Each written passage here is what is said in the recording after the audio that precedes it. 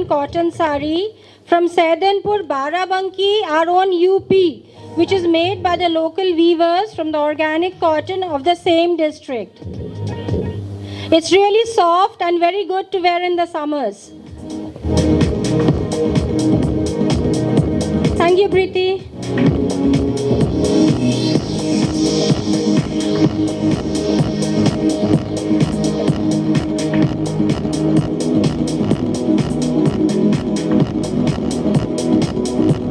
We have two ladies in the organic cotton section.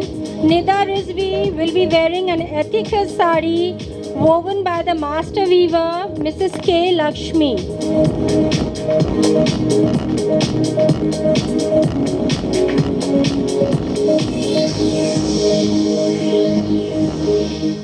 This is an organic cotton sari, hand woven and textured jacquard weave.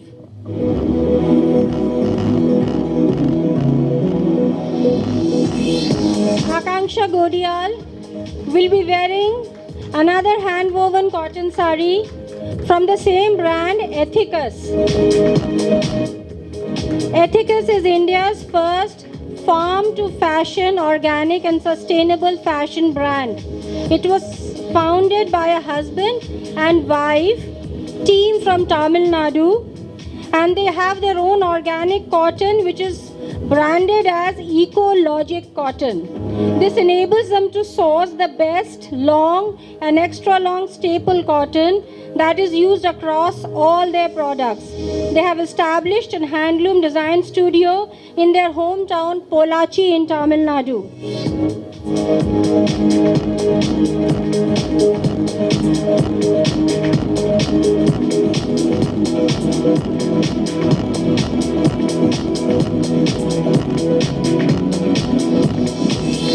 The next lady walking the ramp is Pragati Singh, and she is wearing a Madhubani on cotton. Madhubani is a style of painting practiced in the Mithila region of India. It is named after the Madhubani district of Bihar, from where it originates. Artists create these paintings using a variety of mediums, including their own fingers or twigs, brushes, nib pens and matchstick. The paint is created using natural dyes and pigments. The paintings are characterized by their eye-catching geometrical patterns. So this is the only hand-painted series that we are showcasing right here.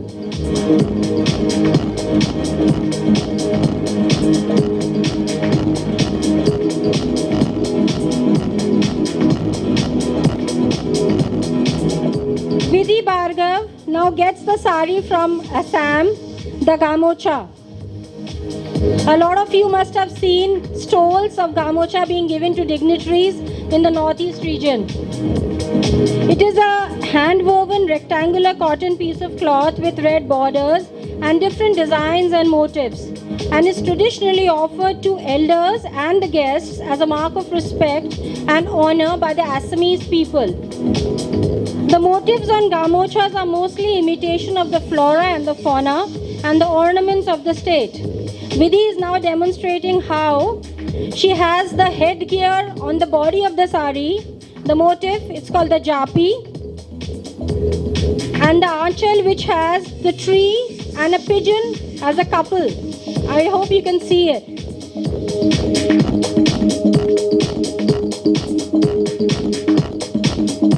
It's called the Gauss and Lokapara motifs.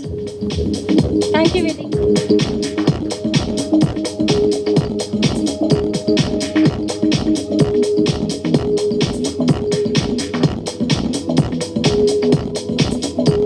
Alka Verma sets the stage on fire with her tribal sari known as Baiga.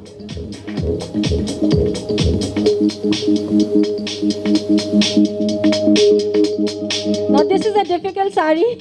I didn't know of it myself till she wore it. The Baiga is a tribal sari, and it is part of the Buya tribe located in the central highlands of India. The name Baiga means sorcerer or the medicine man and is applied in this sense to the priest of the Chota Nagpur tribe. The fabric these people weave are now being promoted, and the tribal sari Alka is wearing has been woven by the Baiga tribes. The tribals wear only thick cloth, almost a coarse cloth that doesn't rip as they move towards the forest undergrowth. The saris have now been modified according to the comfort of the weaver. Thank you, Alka.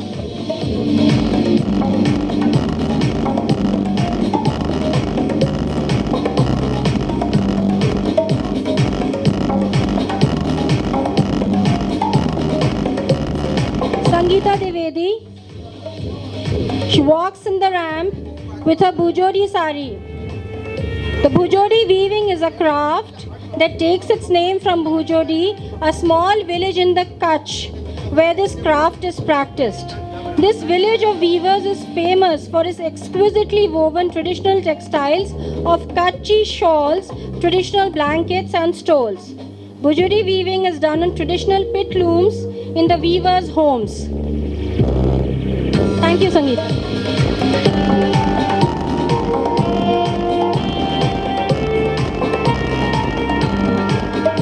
We'll appreciate a round of applause for all the lovely ladies who are proudly wearing their handlooms.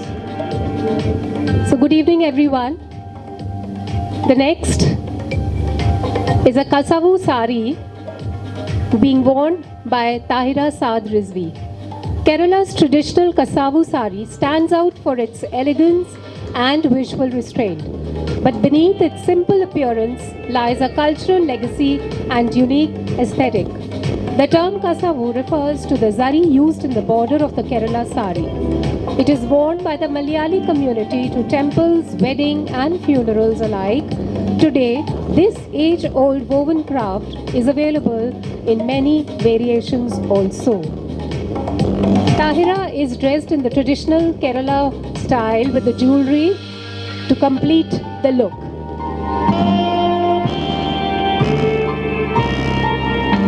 Thank you.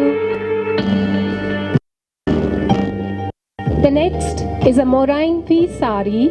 It is widely believed that Moirang Phee was initially woven in a historical village called Moirang, located 46 kilometers from Imphal, the capital of Manipur. There is a mythological story associated with Moirang Phee. King Medingu Loyumba assigned the task of weaving of Yarong Phee to Moirang villagers. Both cotton and mulberry fibers are used to make Moirang Phee fabrics. The local fiber is spun into threads and then dyed using plants and bark. The dyed yarn is then rice starched. Thank you, Shalini. The name of the model is Shalini Kanchan. A round of applause for her. Next, we have Sumita Dasgupta Bhargav wearing a very pretty Tangaliya, which is a rare, beautiful 700-year-old hand-weaving technique developed by the Dangasia community in Surendranagar, Gujarat. It has a braille-like feel and is also called the Dana weaving, created by twisting extra weft while weaving. The essence of Tangaliya weaving is the composition created by colorful dots, which is simultaneously created on both the sides of the fabric and looks completely identical from the front and back side. Tangaliya is a labor-intensive and tedious process. Contrasting color threads are twisted onto a group of 4 to 5 threads of warp, creating dana or bead. Sadly, this craft was almost near extinction before 2007. NIFT Gandhinagar played a pivotal role in forming the Tangaliya Hastakala Association. The designs are done solely based on the experience of the weaver and not on any prescribed matrix. Sumita Dasgupta Bhargav, thank you so much. Jamdani is a discontinuous weft technique of weaving and can be defined as the art of fine Parsi gara done on the loom. In Jamdani, motifs are inlaid into the fabric by adding a denser thread to fine warp threads by hand. Jamdani weaving is like tapestry work where small shuttles of colored gold or silver threads pass through the weft. Jamdani weaving is practiced now in West Bengal, Andhra Pradesh and Banaras. We have Soumya Lal wearing a Dhakai Jamdani from West Bengal. Next, we have Ruchi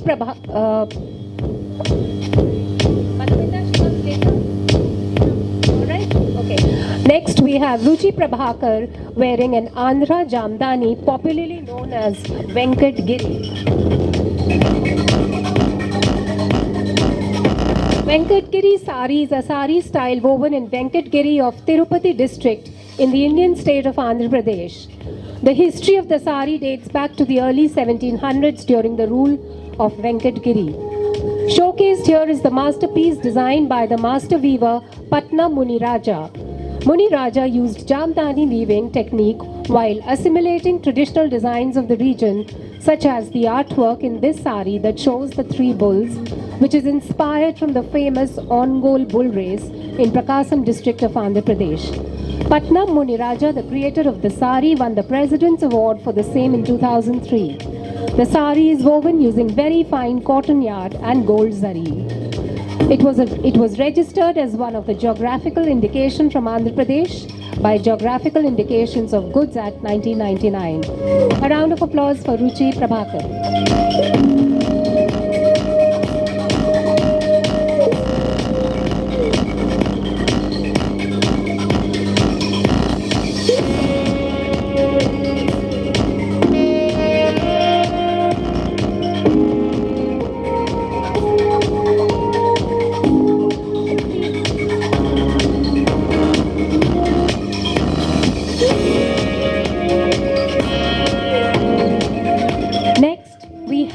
Shruti Vats wearing a Banarasi Jamdani, which are named as per their colors. White is Shvetambari, yellow is Pitambari, blue is Neelambari, red is Ambari, and multicart is Rangkat. Shruti is wearing a Pitambari from Banaras. It's a beautiful sari and it is a Pitambari because it is yellow in color. A round of applause for Shruti.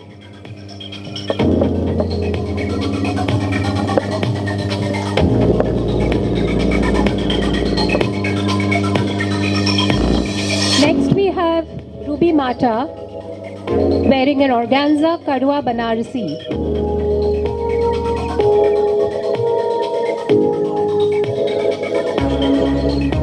It's organza Kadwa Banarasi.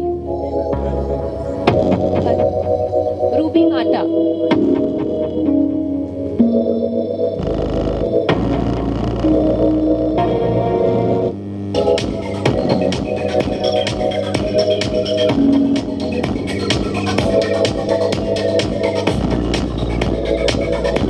Next we have Shalini Singh wearing a Khadi Banarasi Georgette. The sari is an amalgamation of Indian heritage and their craftsmanship with rich use of zari. This fabric is the woven masterpiece, is made of the finest cutwork technique with rich use of zari. The twisted crepe filaments from which Georgette Khadi is made gives it a springy quality that causes it to appear to proceed onward on its own. A sheer lightweight texture frequently made of silk.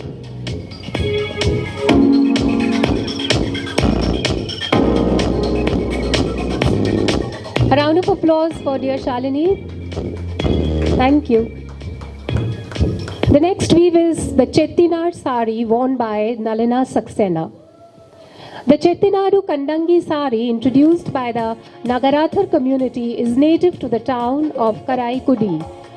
This style of saree, which has two borders and is checkered at its center, has existed for over 250 years.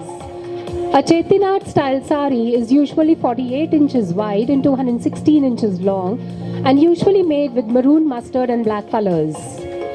Based on the findings by NIFT scholars on a Kandangi saree which was made using an old variety of thread, it is believed that sarees currently manufactured in Karaikudi are modified versions of the Chettinad Kandangi. Now we welcome our dear Madhumita Bose, who's behind, all this entire show.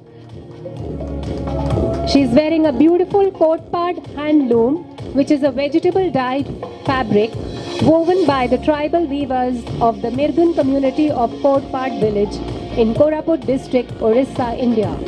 Cotton saris with solid border and pata archal dupatta with typical booties or motifs, silk handloom stoles and dress materials are all dyed with organic dyes. The natural dye is manufactured from the old tree grown in this area. The Kotpad tussar silk sari with tribal art and Kotpad handloom fabrics with natural color is its speciality. A round of applause for dear Madhumita.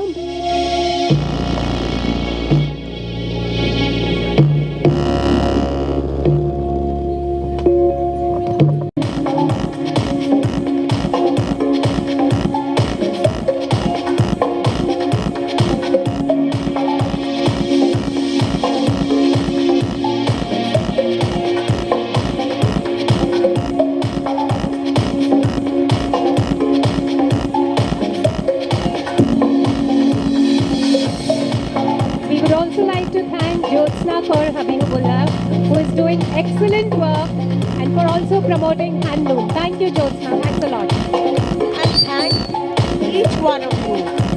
And thank you, Savneet, for being here. The beautiful, brand founder and promoter of Dhaga and Company, Savneet Gurnani. She has a beautiful store called Dhaga and Company. You can see the gorgeous outfit she's wearing. She does exhibitions all over the country and around the world also. So look up her website, Dhaga and Company, and let's check out her store. And thank you to our judges, Alka and my father-in-law, Wajahat Habibullah. Have you guys made your decision yet? Would you like to announce? All the more reason we should have gender equality. Well, all I can say is that it's a very difficult decision to make. Just because we've come to our conclusion fast does not mean it's easy. Clothes were described very well, and I must compliment the young ladies for their sense of fashion in displaying these costumes. And I'd like to compliment all of you.